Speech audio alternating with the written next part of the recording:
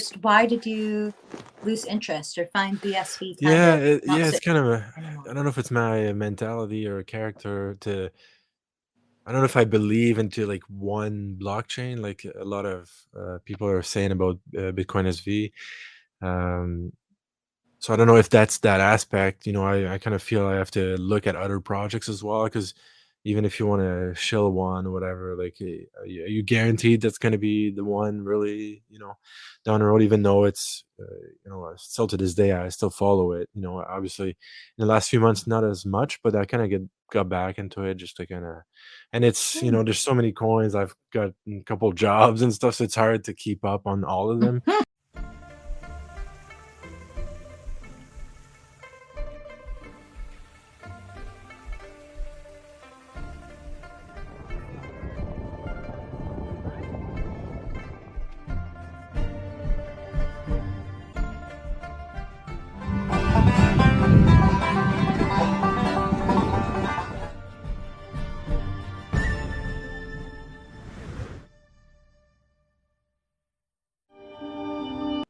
Good evening, world.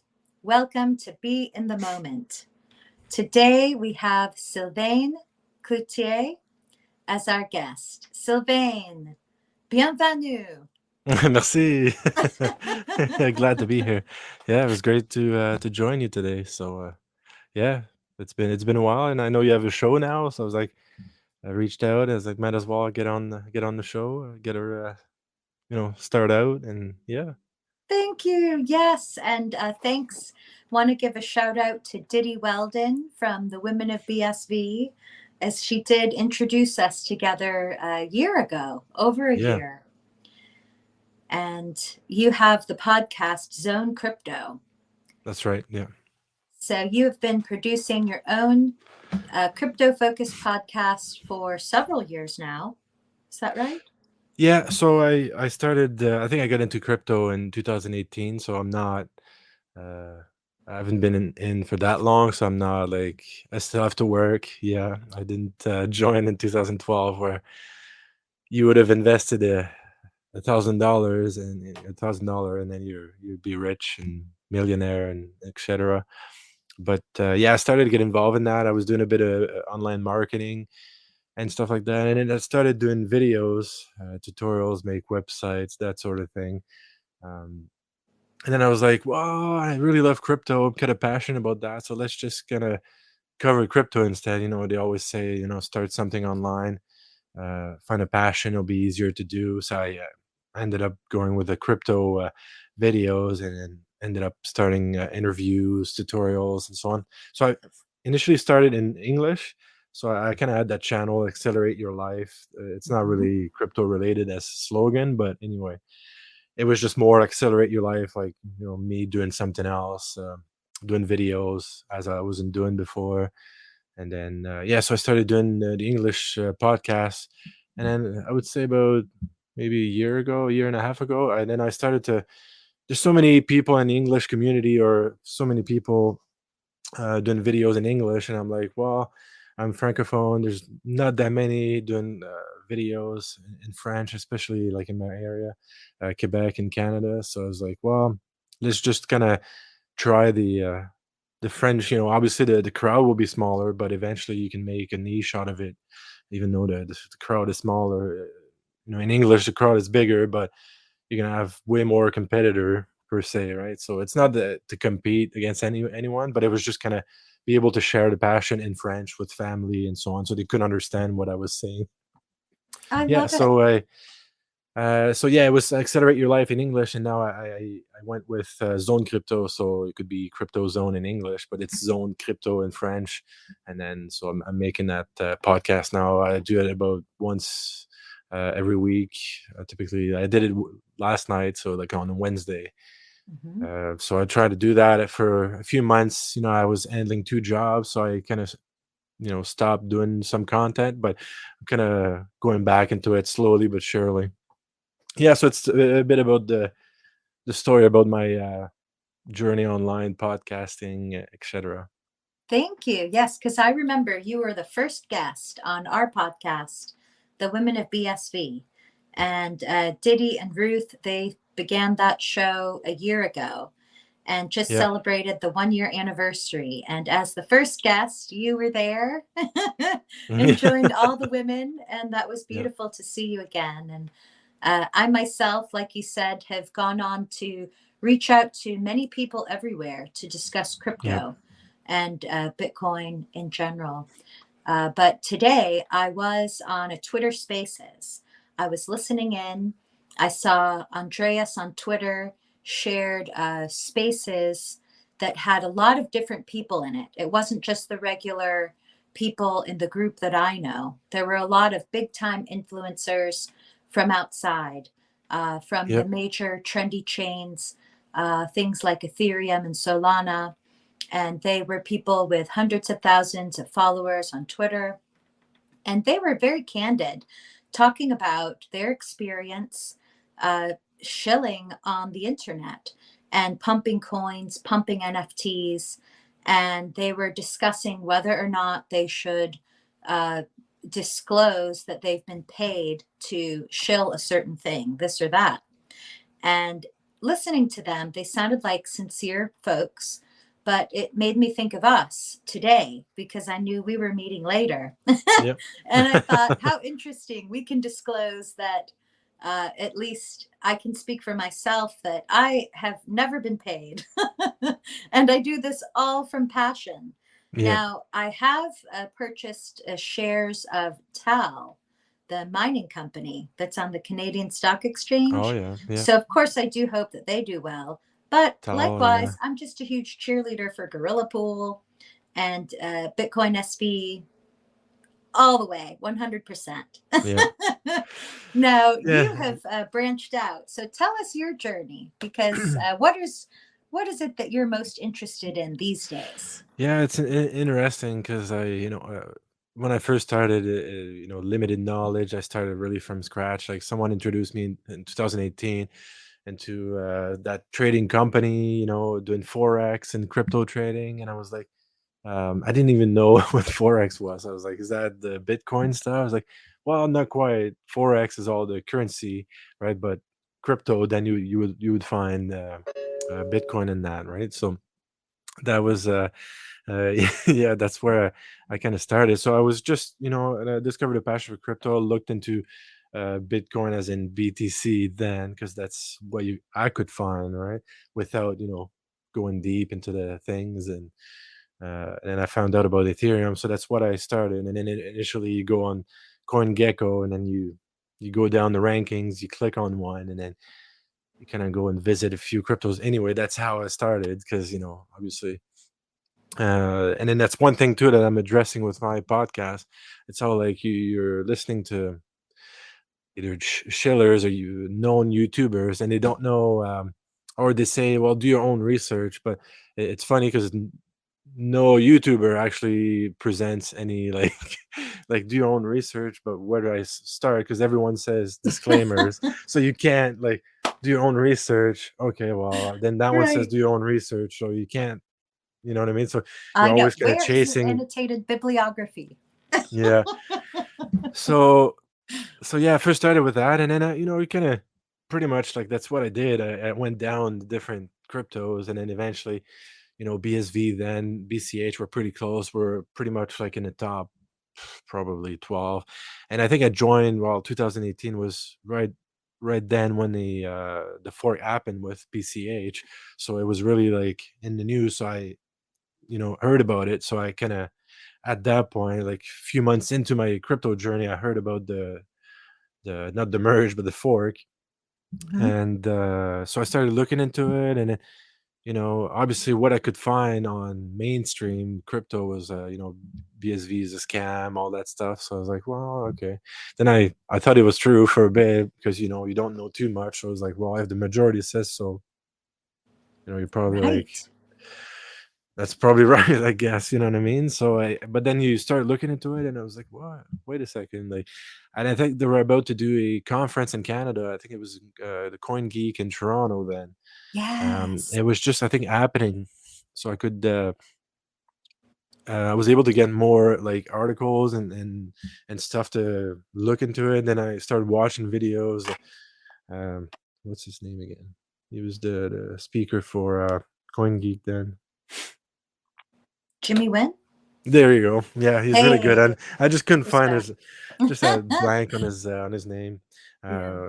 We haven't seen him that much lately, but he's probably Hmm. still involved. We're just more in we see more Kurt Yes. right now.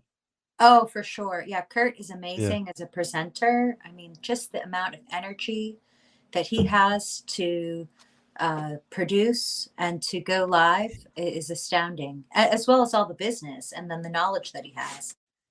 Jimmy Wynn, I see him often on LinkedIn. He Yep. is really all about the business, just with his background in law and Yeah. business law, I believe. So it seems that, yes, he is still going to present possibly at the conferences, which is exciting because he's so eloquent and a very powerful presenter and speaker. Hmm. But he also is starting his own enterprise.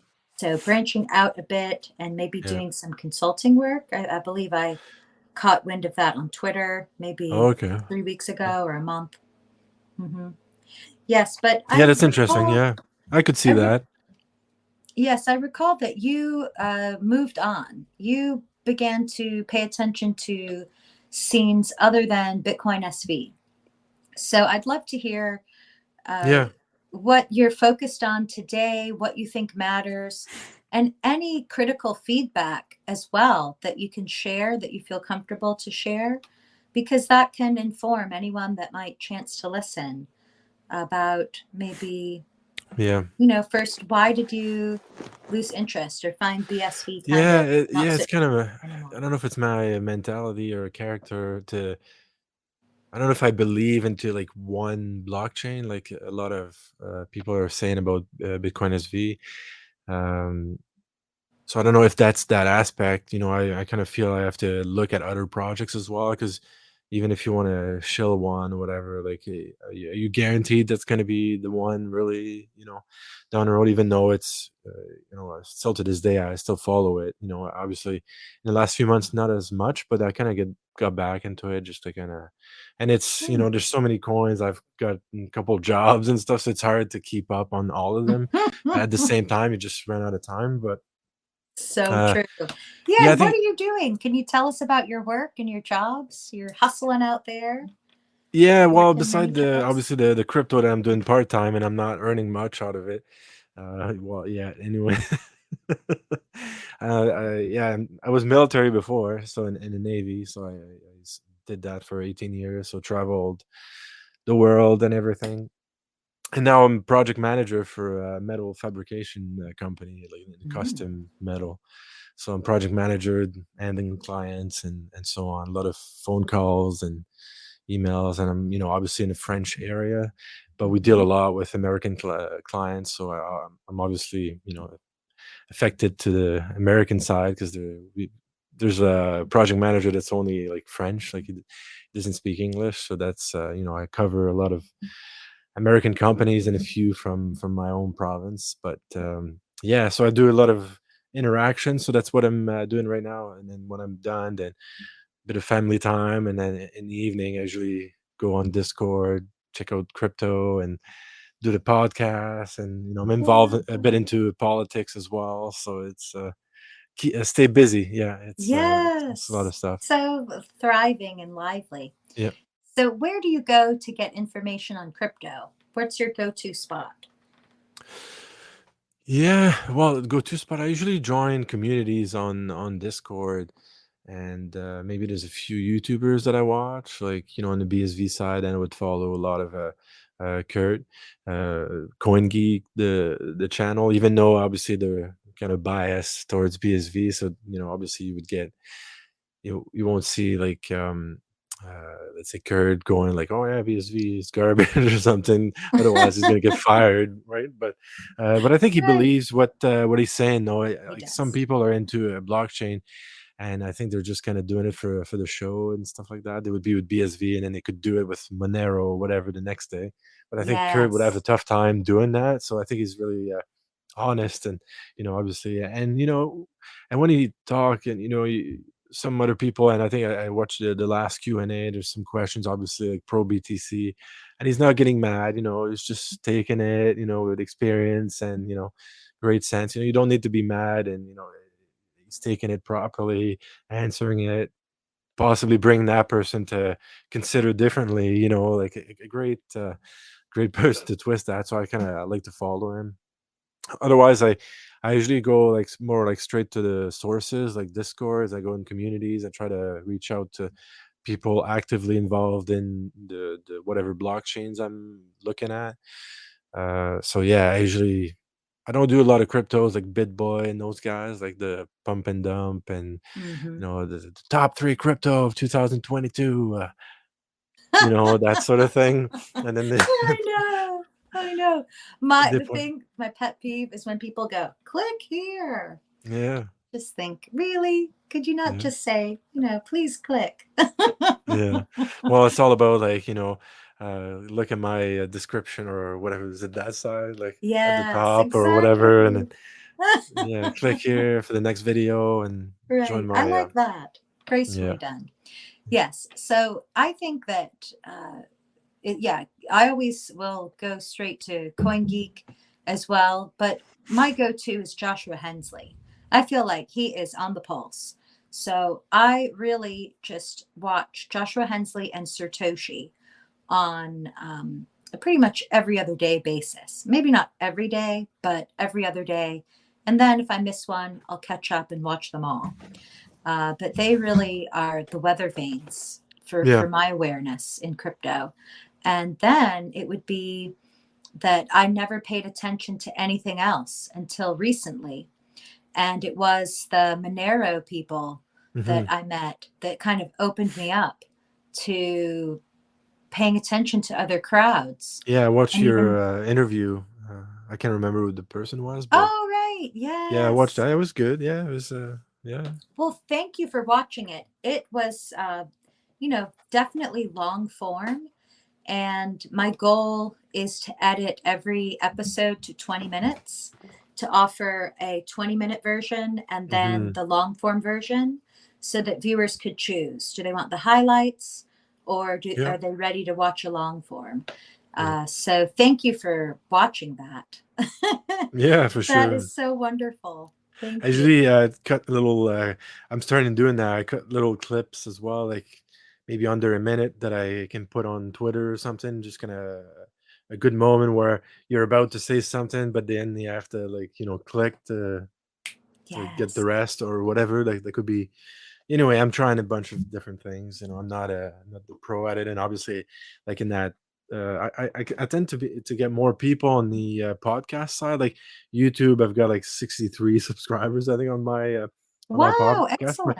but I get more well, views, I guess, on Mhm. Spotify. Like I get like over 100. So I don't know if they're just passing by. Like there seem to be more people catching it on Anchor, Spotify, podcast style than the actual YouTube channel. So I don't know, or if the analytics is correct or showing the correct data, but yeah, but yeah, so I'm trying different things, and I think the little clips here and there that make them click either to go to like a website or something, then in hopes that they actually go. Could be another trick.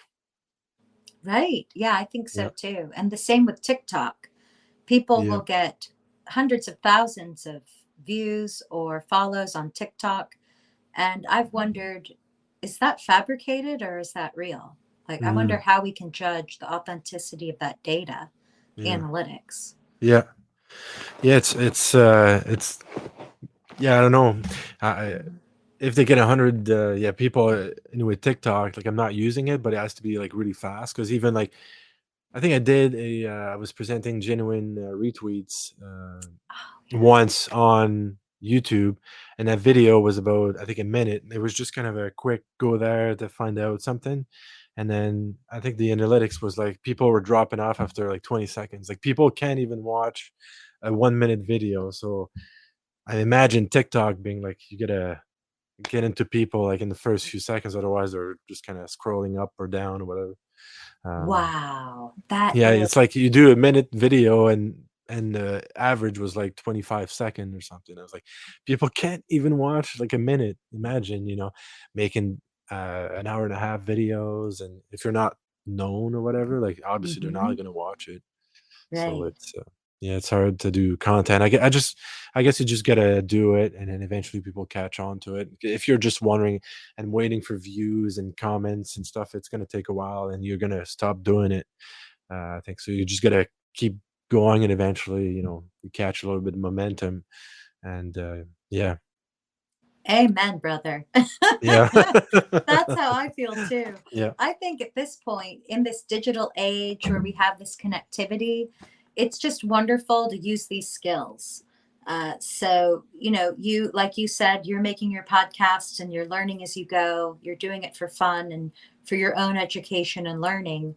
yeah. And having been a part of the Women of BSV last year, I learned so much from Diddy and Ruth just about all these technical skills, as well as the whole entire, you know, format. Hmm. So I thought, well, yes, I want to keep going and grow my skills in this, and to witness that success, that arc.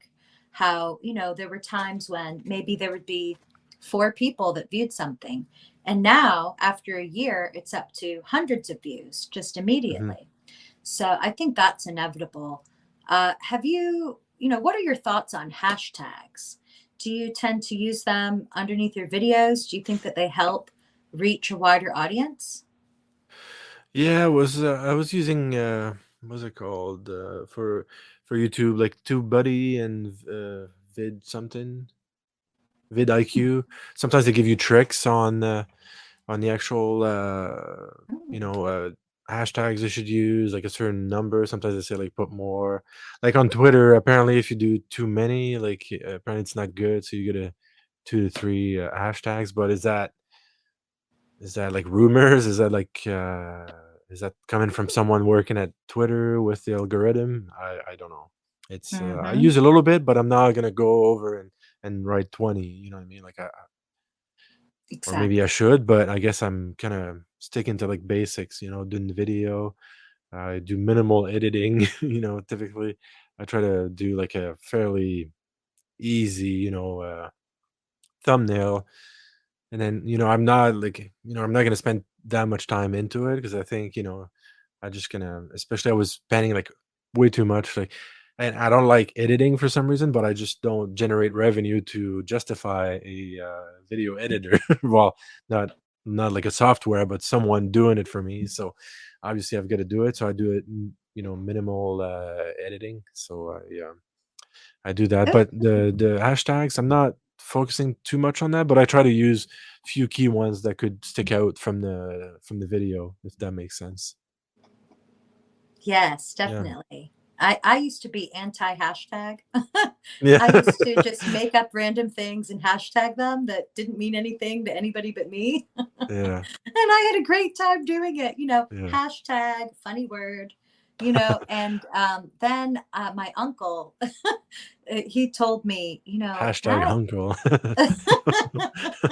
that really does not work at all. That's not the point, like you're Yeah, programming an algorithm to pick it up. So if you say something random, then the algorithm is not going to pick that up. That's like yeah. pointless. Oh, I'm But sure I people do said, that, but hey, I care about the people. yeah, yeah. It's a joke. I want to make someone laugh. But People, yeah, for fun and entertainment. creativity with hashtags. No, you're programming it. It's like a computer code. Yeah, So that's funny. I'm going to try to add some hashtags, but to be brief, like you yeah. said, maybe 2 to 3 is plenty. In Chinese, there's the expression "gola." It means that's enough. So, one question I have for you is comment dit-on Bitcoin en français? Good ones. Did I say Well, that la même okay? chose, Bitcoin.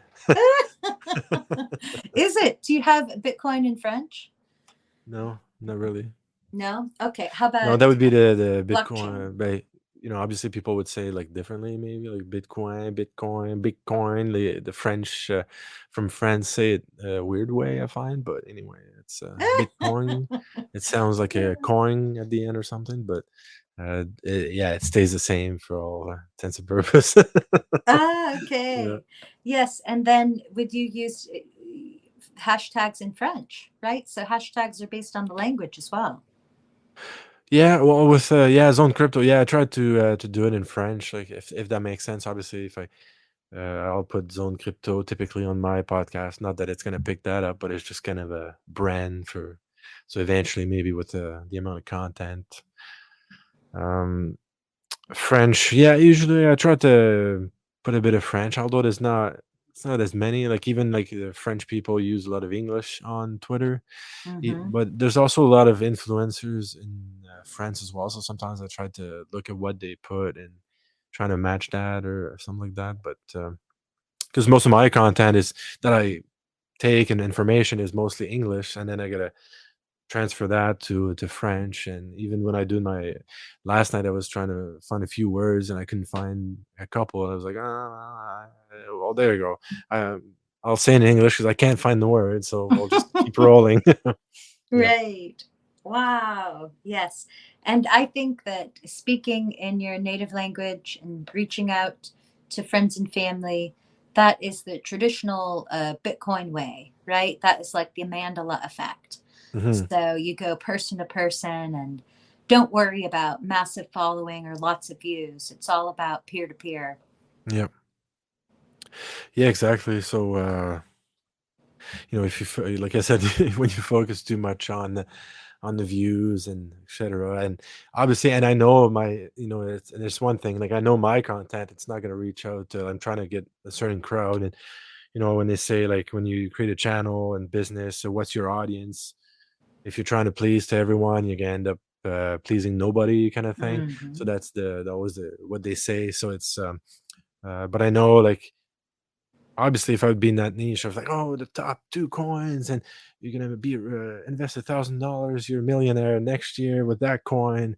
And obviously, I'm sure I would get more views because naturally, like people are looking at that, and I find like sometimes they find an influencer talking about their coin. Let's say it could be I don't know Solana, and they say, "Oh, I'm gonna be rich with that one." So they go to that influencer and they and I don't know, it's comforting for them to know that that influencer is saying that they're top 2 this year or whatever, and they're gonna be making money, so it's like that justifies their, "Oh, yeah, that's, I mean, I did a great choice," but not that that influencer really knows really if that's gonna be the case, or is he a whale to actually affect the market, probably not. The ones that, can influence the market, usually they don't make, YouTube videos, so, they're doing other stuff, I think, in the background, typically. Yes, that is so insightful, right? Yeah. I know. Um, so, what are the top cryptos that keep your attention? What have you been most interested in personally these days? Like, let's say the past 3 months.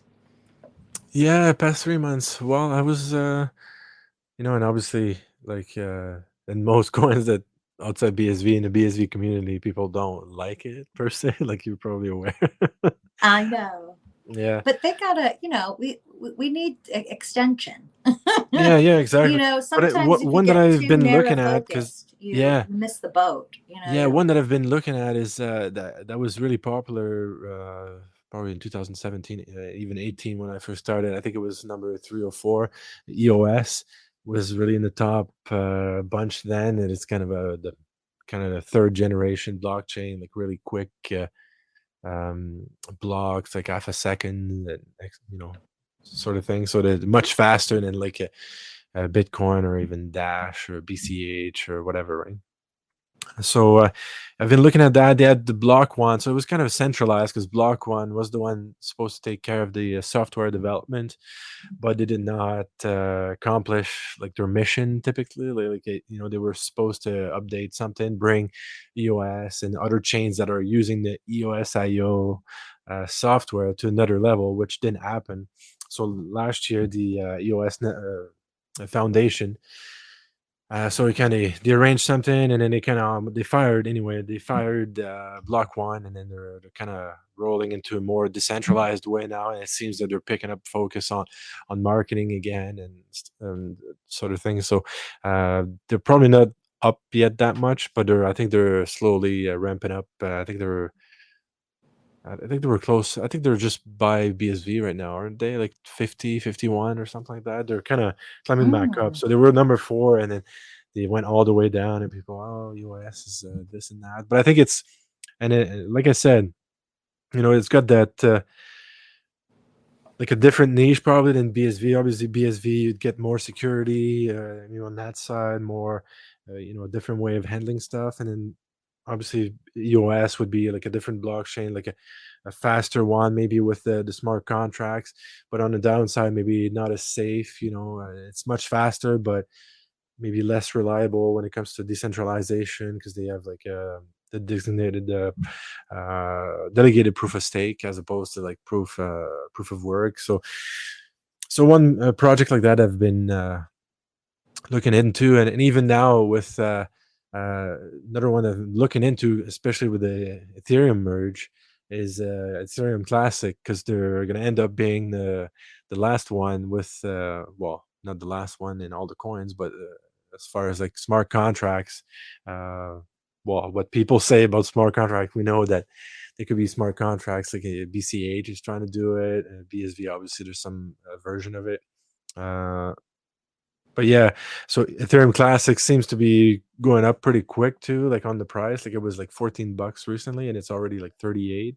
So it's another one that I'm looking at because there could, I don't know, it'd be interesting to see what the reaction is. A lot of miners in China that are using that are obviously powering Ethereum, but now with the merge and all the changes, maybe a lot of them will switch to ETC, which might, we'll see what happens. I think it'll be interesting for Ethereum Classic. So it's kind of the top 2 coins that I'm watching just right now. They're up and coming just for those 2 reasons, like US being they're coming up because of their decentralization and new move with the US foundation, and and now with Ethereum Classic with the merge because interaction with Ethereum.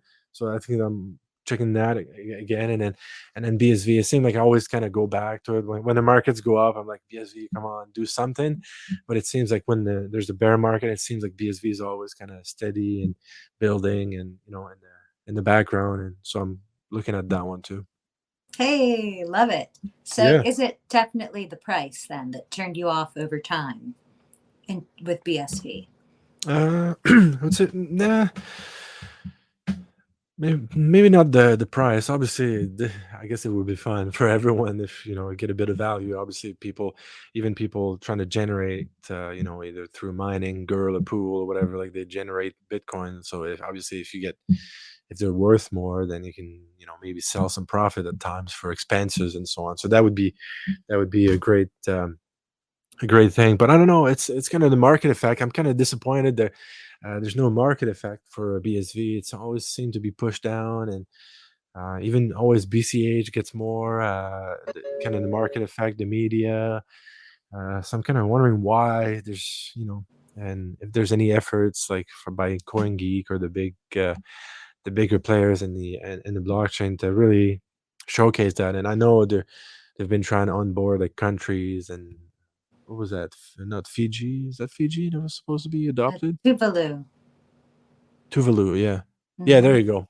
Yeah, so place like that. So I know that they're trying, but it seems like the market effect, and you get it on media. It's always BTC store value, transaction. Then they turn on Lightning Network and argument. So we got to scale off chain, right? So it seems like it's hard for. So I think that's the kind of frustrating part. More, I would say, more than the price, because even you look at BSV, there was no bull market at all. Like there was absolutely nothing. You know what I mean? Like BTC went up, and a lot of altcoins, same thing happened because they were like, oh, a lot of profit. Well, do you realize that it's like almost 75% of the altcoins like didn't move at all? There's no bull market whatsoever. You know what I mean? Like So people don't, I think, don't realize that. But yeah, so it's kind of disappointing to see that it couldn't even get up to a higher number, maybe like past the, what was the all-time high, like about 400 and something, 500. So like it would have been interesting to see at least, kind of past that, to kind of get a bit of, okay, let's, move to a different. But now like it went up and then it's back down to 50 and now to like what, 60 something roughly. So there's like pretty much no bull market. So it's kind of disappointing that way that it didn't pick up. But and then people say, well, it's not always the market, but I think there could be a more like in between. It doesn't need to move that fast, but I think we would need to, in order to generate momentum, generate more interest. I think it would be great to have BSV come up a little bit in price so we can get a bit more momentum going. Because ultimately, I would say the market dictates where things go, and it doesn't mean that the best product always wins. Like who's got the, maybe there'd be a better iPhone than the actual iPhone, but if nobody accepts it, nobody adopts it, then even if it's got better technology, then it's not gonna succeed down the road, right? So that's kind of what I'm saying. So that it's that part. So I don't know if that makes sense. What I just explained. Definitely, yes. Thank you for explaining that. That is so helpful to know because that is, very reasonable and understandable. And, I think that is also something that we see. When we're inside the ecosystem, we see the conversation focused on uh, the use case of it. But in actuality, the majority of people that would focus on the pricing market, right? Hmm. Like you're saying. So I think that is very interesting. And that's why I'm happy to speak with you, of course, Yeah. and Nightmare, the Nightmare K Yeah. Hawk, and many more to come. I just Yeah. want to reach out to understand what are people thinking. Yeah. And I know what we're thinking in BSV. I know that it's focused on the protocol as a foundation layer for bringing in the whole information age, making it scalable for the world with the power of Hmm. microtransactions.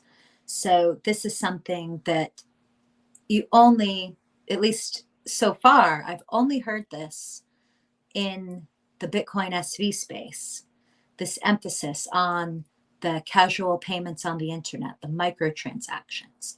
And what I've noticed so far from speaking with you as well as with Sam from Nightmare K Hawk is that there's an emphasis on speed of transaction.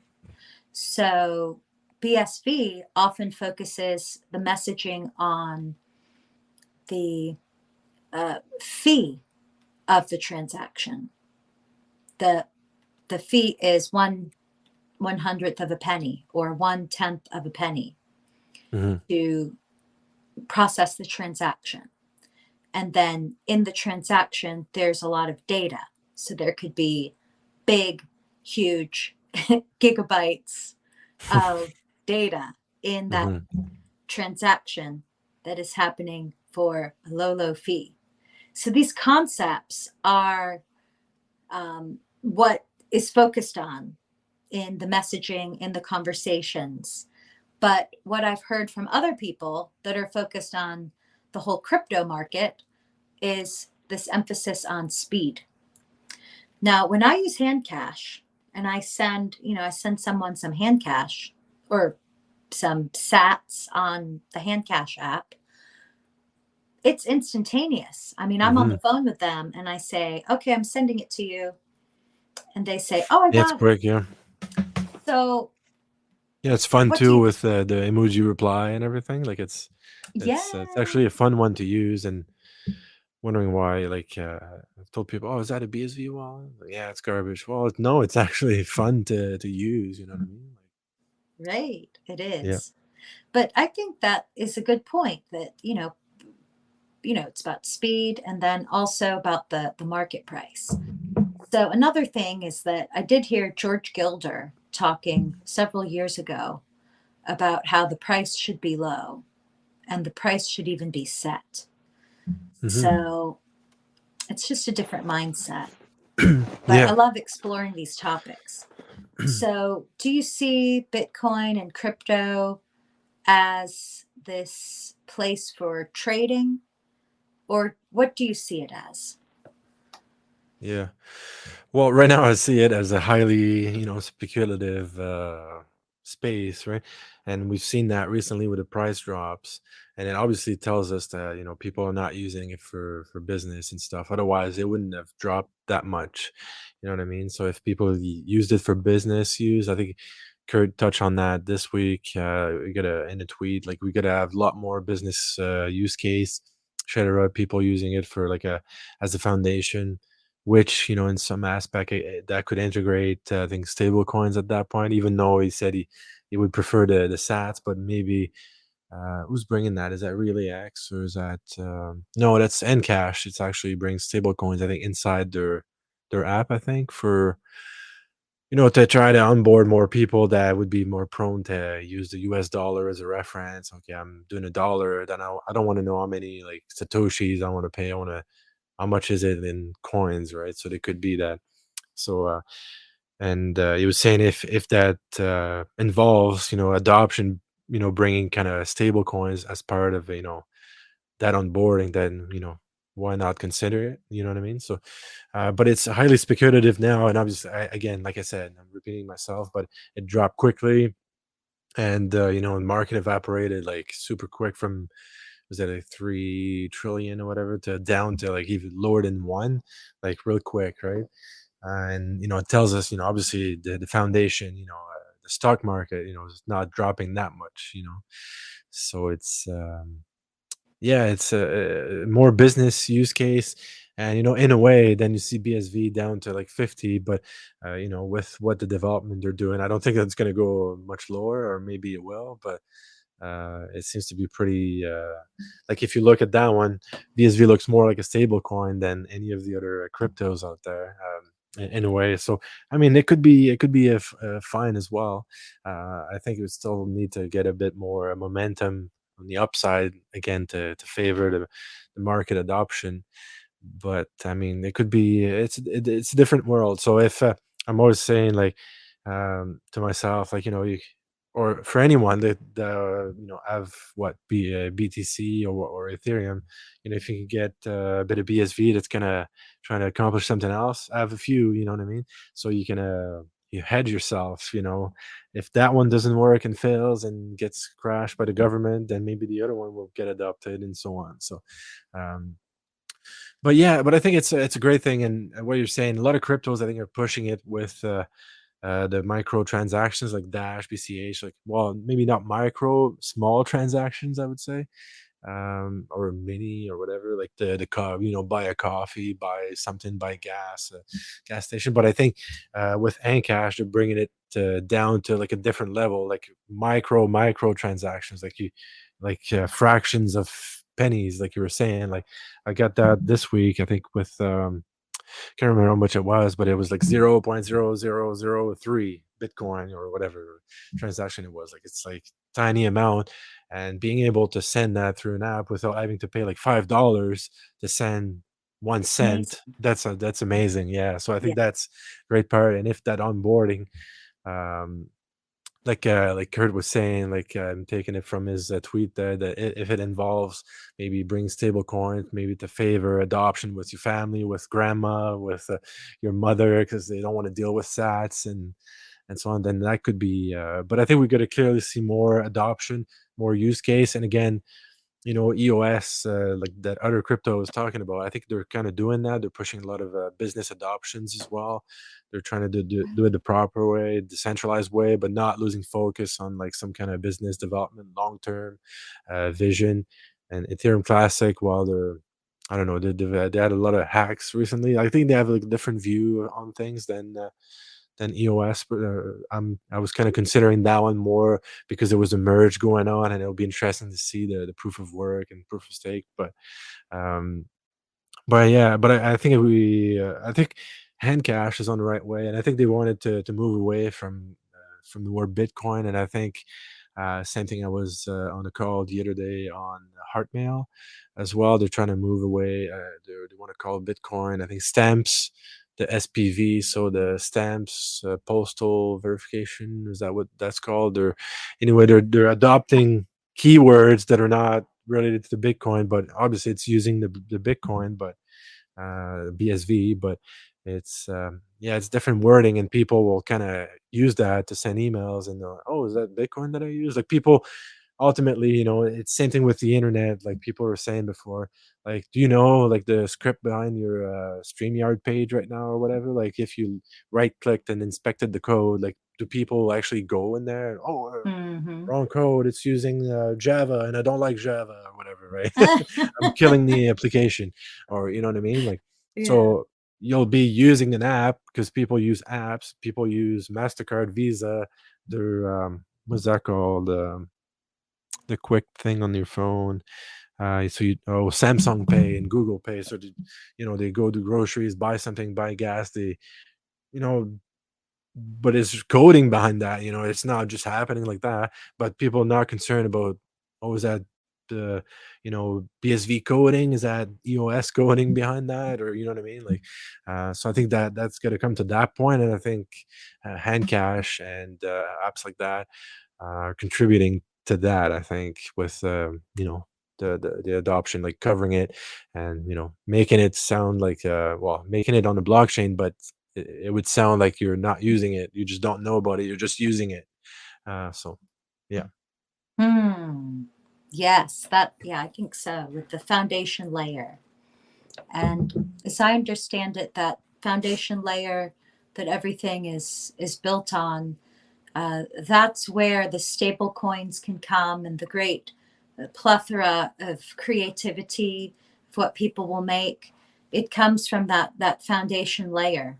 yeah, So there's that foundation, and then you can have all the tokens on top, and that's on top of the Bitcoin SV blockchain yeah, or time chain or protocol or plumbing. yeah, And then with I believe it's called S script.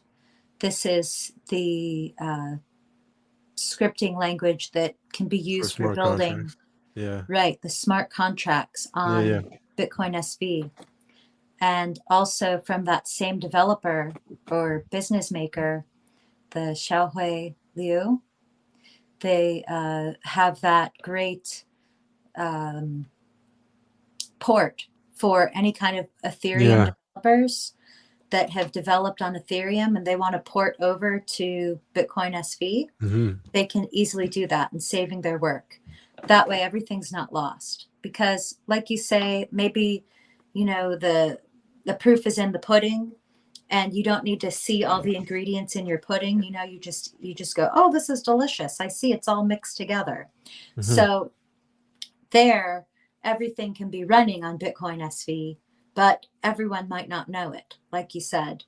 Yeah. Uh, but I think with EOS and with Ethereum, that they have fundamental flaws to where they can't sustain the business, Hmm. but they get a lot of the attention, and there's a lot of the Wall Street action of Hmm. speculation going on within their ticker symbols. But actually, in the long term, in the long game, that they don't compute. They're Yeah. unsustainable. Yeah. Obviously, yeah, they're different, and like I said, it's I look at it from like a perspective of, I'm still learning every day about blockchain, and ultimately I would join anything that would work. And I'm not like, oh, this one's gonna fail. Okay, well, it's you can be a fan of something, but ultimately, if it doesn't work, it doesn't work, right? So it's Right. uh but yeah, like I said, EOS and those platforms, they all have their advantages and convenience. Like even like EOS would probably have like better like visibility in the media than BSV, so they get that side. Mm-hmm. Technology side, they're faster, but now are they more centralized? Probably. Are they more you know, less security? Probably. So it's like all the different factors that are in play there. But I think we could be in a world too as well that you can process a few blockchains. Like it doesn't need to be only one. We probably Uh, don't need that many as like 20,000 like we have on, I don't know what, on CoinGecko today, but right. we've got like upwards of 15,000 different coins. Like we don't need that much, but maybe we need a few, you know, to just for a different purpose. So that could be it. Yes, yeah, I've been open-minded to that too lately. Yeah. And even thinking, there was one that came out, it was Novo. And a lot of the diehard BSV people were like really fearful of that and kind of Yeah. took offense. And I thought, hey, this could be a win-win. I mean, who knows what we could do with this in the long term, Yeah. So I think that's great to keep learning and say, hey, these get a lot of attention. Let's learn more about it. EOS and Monero and gosh, Dogecoin and really just everything out there. I feel like I want to discover what's going on there and find Hmm. out what people are seeking or what people appreciate, because that kind Yeah. of intel can only help you in the long run. Yeah. Yeah, With that's what I've BSV. yeah, and that's another factor I think that same thing with me, right? So eventually you're going to know what they think, and you know, and I think you're doing it right, and it's great to see some, you know, another person in BSV that, you know, that enjoys looking at other and blockchains, looking at other possibilities. And it's not really so much to like, oh, go out and buy EOS and all that stuff, but it's about, okay, oh, they're doing that, so how could we possibly get them on board, you know, our side. So that's good that way as well. Yeah, I like Hmm. that. Thank you. Yeah. Yeah. Yeah. Yeah, Thank because you. I know one person you're following is not a big I know for a fact he's not a big fan of Monero, so you probably had some comments on that on your last video, did you? No, not really. I haven't No. seen any. I'll have to look. Yeah. But yeah, who do you mean? Oh, Satoshi. I know. I love Satoshi. He's Yeah. great. And yes, I and mean, see, this is yeah, the but thing. Okay, so with my whole Satoshi experience, first I was all BCH. I was like, BCH is true. Then the Bitcoin SV node came out. I thought, I like the sound of that. Bitcoin Satoshi Vision node, the and just what it dragon said looks like technically. I'm China. like, No. yes. Then I listened to Craig yelling at everybody in Bangkok. And I was like, what? What are they talking about? What? And then I followed just people that were reliable then, and I just went and followed along into BSV thinking, well, they like these people. They know them. I like the sound of the node. I'll just go along. It seems like the right thing to do. Hmm.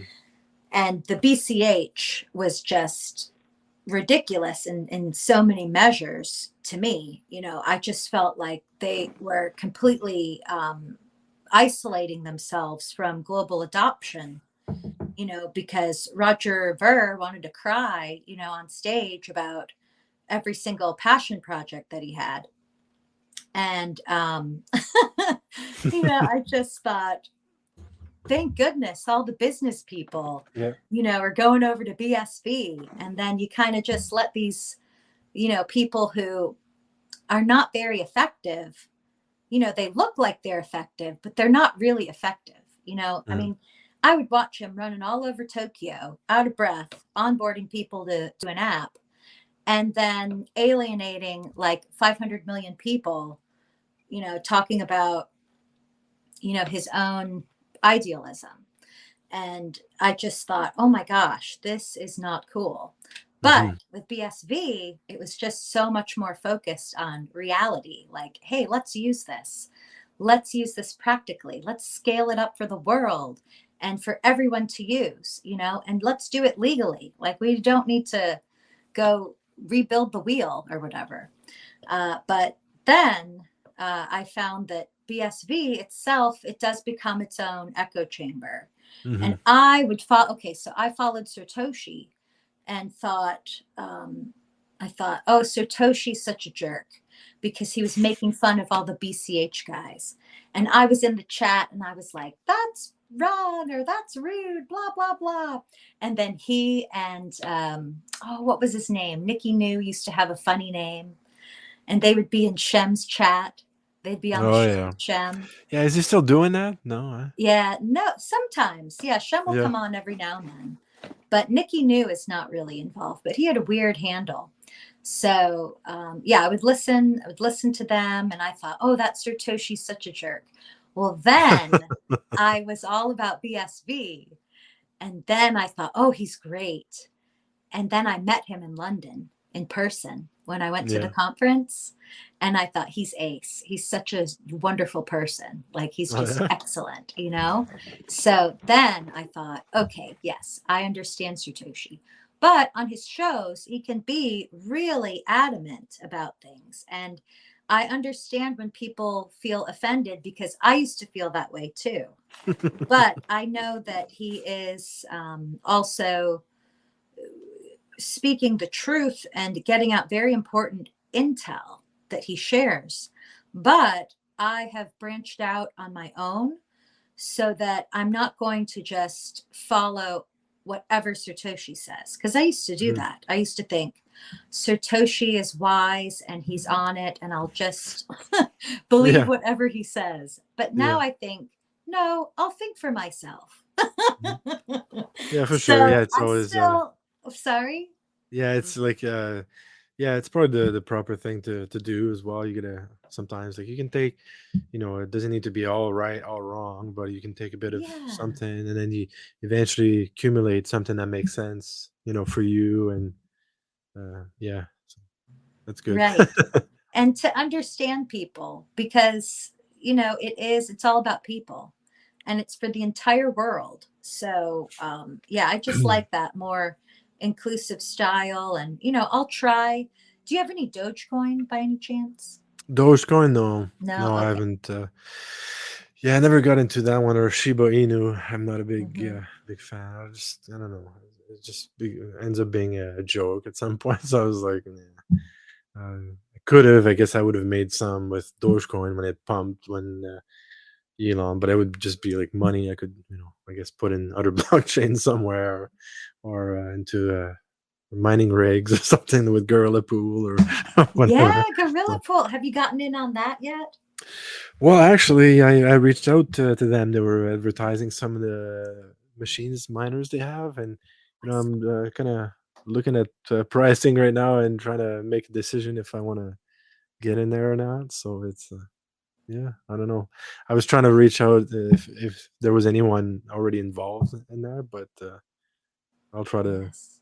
find a chat with some people that do. Uh, Sure. yeah, I know someone I could introduce you to. yeah, Yes, I'll send you a sweet. DM. Yeah, but that's gorillapool.io. Yeah, yeah. Is that it? Yeah. Yeah, yeah, and I think, and one thing about BSV, and I find like if it ends up being a bit more about something else than just like Craig or Calvin Ayre and CoinGeek, CoinGeek obviously is doing a great stuff, but ultimately if that could become like the BSV conference, not necessarily CoinGeek, then it would really show strength and more probably decentralization. So. Business efforts like Encash and Gorilla Pool, kind of going ahead and Artmail trying to do stuff on their own, and I don't know if they're getting funding or not by those venture companies or not, but if it could be more like entrepreneurs and that would launch their own thing, there could be a BSV show that's totally like decentralized of any funding, right? So that I think that could potentially bring that to a different level of people being involved and not necessarily going by being related or funded by obviously CoinGeek or the Air Group or and chain or whatnot. So if I think that would be a big step. I mean, it doesn't need to be all gone from there, but I mean, if there could be, you know, players here and there that could be outside of that to reinforce the ecosystem, I think that would be great. That would compete with, let's say other end chain products or whatever. That would even force the even more encourage even more development, more competitive space, and eventually maybe that could affect the price on a positive note. That's Hmm. Yeah, Sylvain, that's a beautiful vision of the conference with many yeah, different entrepreneurs, self-funded to do that. I yeah, think that's something I've heard also in the Spaces meetings on Twitter. That's hyper Bitcoinization is a philosophy that is spoken about, attributed to Daniel Krowitz, the thinker, yeah. and also the business maker. He's a business maker. But also Jack Liu and Andreas, they often will talk about that hyper Bitcoinization. But then there is also the other side, which is venture capital.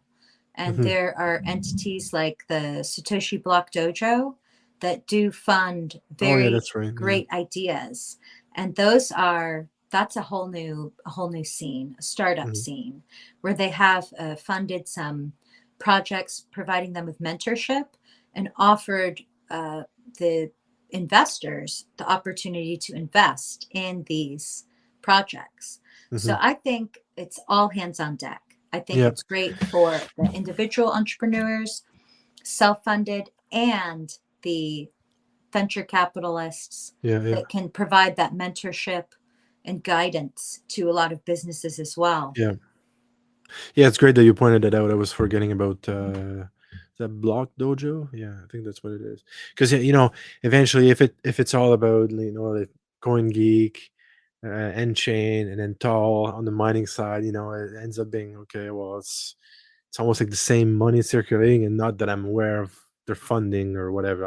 Right. I'm not. I don't know. Like, but it Hmm. seems really close. Though when you look at different, at bottom of websites and who's financing who, and obviously Calvin is at the bottom of CoinGeek, so obviously he's involved in that. He's involved into Tall as well. So I guess it's fine. There still need to be it's not bad sometimes to have centralization, but maybe in that space, if there could be more, and maybe it's just a wish. Is it really realistic? Maybe not, but to have like a conference that's not funded because it's a lot of money, and obviously when you do it places like London and New York, it's pretty pricey, I imagine, for the rental for the venues and so on. So is it Hmm. realistic? Maybe not that realistic, but I think if there could be more players in there, or even like a show that's, you know, uh, like Tuesday, Kurt's doing that for Coin Geek, and that's fine. But if there could be other shows that would, come up that would build, because obviously Bitcoin's got a different bunch of different players in there.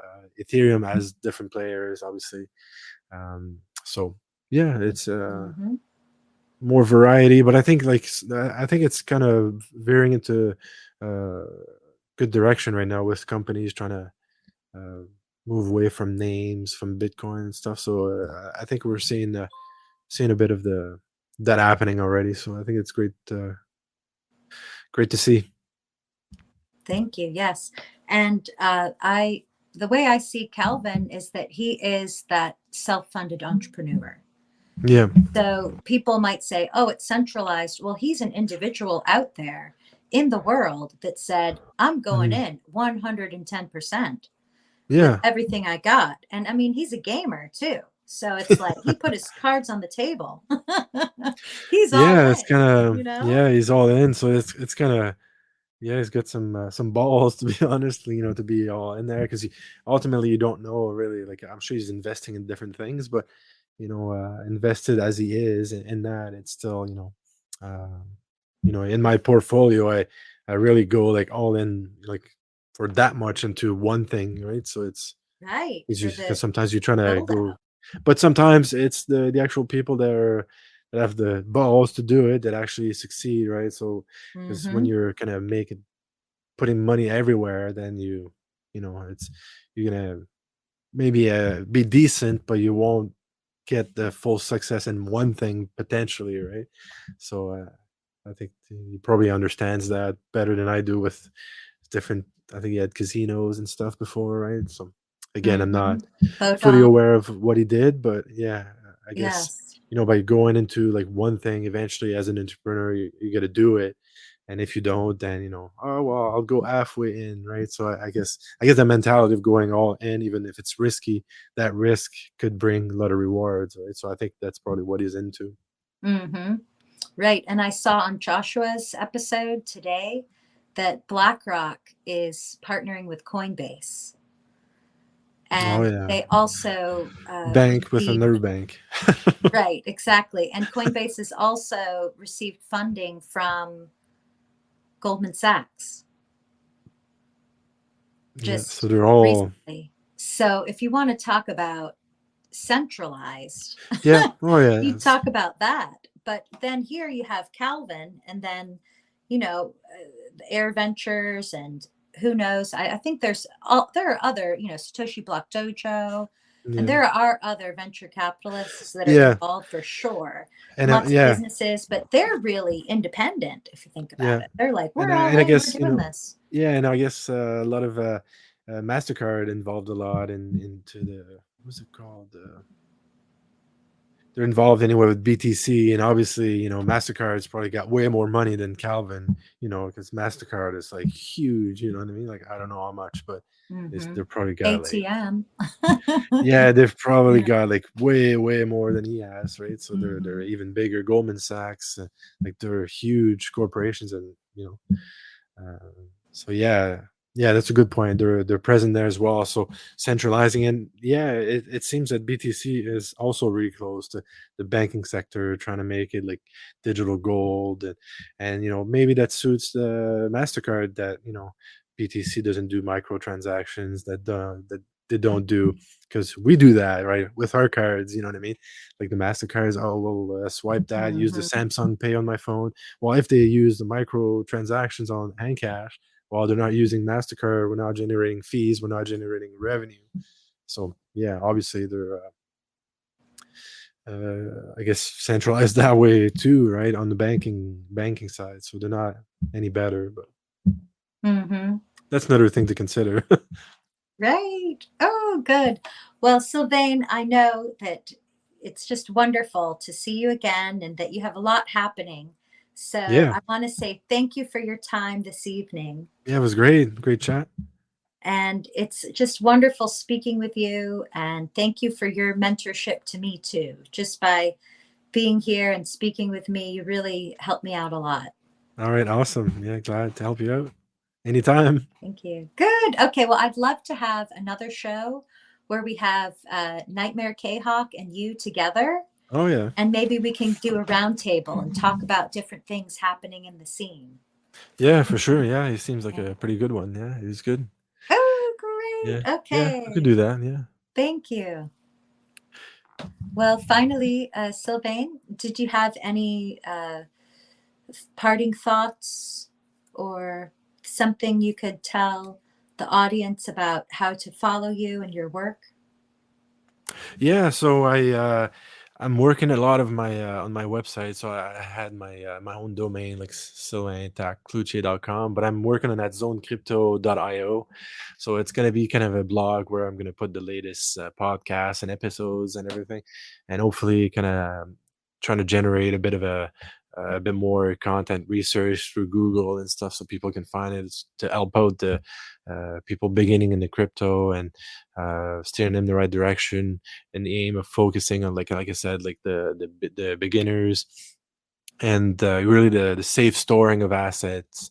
That's safe handling of assets. I'm not about pump and dumps and trading, but really about what you need to do because ultimately they say do your own research to protect your assets. But yeah, but you do your own research and you where's that research, you know what I mean, on assets? Like go to ledger.com. Yeah, but they don't show you how to use that. They don't show you, okay, you go there, you buy that, you don't you don't post your 12-word seed on Twitter once you're done setting up your your ledger